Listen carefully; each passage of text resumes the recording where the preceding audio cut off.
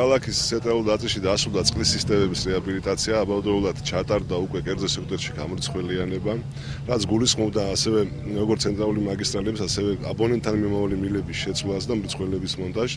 დღესდღეობით დავიწყეთ უკვე პროექტი, რომელიც გულისხმობს მაღალსართულიანი კორპუსების გამრიცხველიანებას, რაშიც შედის როგორც გარების შეცვლა, წყალსახში ამავალი გარების შეცვლა, ასე აბონენტთან მიმავალი მილების შეცვლაც და ფაქტიურად ლიანი რეაბილიტაცია უტარდება წყლის სისტემებს მაღალსართულიან კორპუსებში. მარტისთვისათვის უკვე მასიური სახე მიეცემა სამუშაოებს. ხელში უწყობს პირველ რიგში მრავალსართულიანი სახლების შიდა კომუნიკაციების მოწესრიგებას, აღმავალი მილების, გამრიცხველიანდება მოსახლეობა და უფრო ხარისხიანად მიიღებს, ანუ ამის ხმამიდა მოსახლეობა წყალს.